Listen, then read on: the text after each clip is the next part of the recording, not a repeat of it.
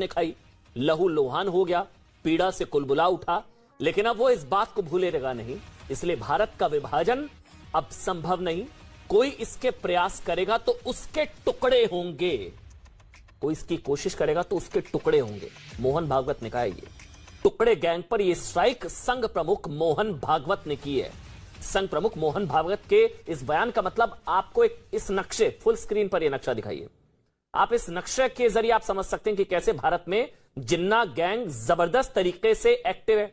कश्मीर में 370 की बहाली के नाम पर, पूरे भारत में किस तरह से टुकड़े टुकड़े गैंग एक्टिव है।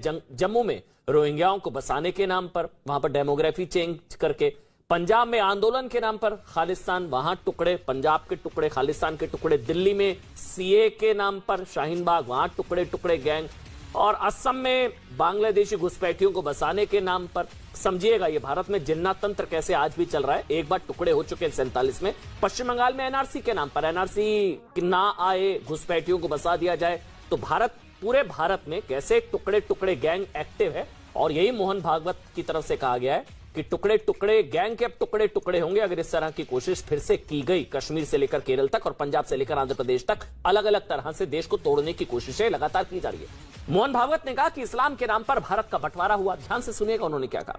मोहन भागवत ने कहा कि इस्लाम के नाम पर भारत का बंटवारा हुआ। बंटवारा इसलिए हुआ ताकि खून की नदियां ना बहें, लेकिन बंटवारे के बाद भी लगातार खून बह रहा है। एक मानसिकता है जो कहती है कि हंसकर लिया पाकिस्तान, लड़कर लेंगे हिंदुस्तान। इसी मानसिकता के खिलाफ मोहन भागवत ने कहा विभाजन अब और नहीं। मोहन भागवत ने इस विभाजनकारी मानसिकता और विध्वंसकारी सोच के अंत का मंत्र भी दिया। मोहन भागवत ने कहा कि सभी को यह मानना होगा कि देश मातृभूमि है, और भले पूजा पद्धति अलग अलग हो, पूर्वज सबके एक है। मतलब पूजा के तरीके अनेक, सबके पूर्वज एक। ये बात अगर सभी मान ले तो ये विभाजन खत्म हो जाएगा।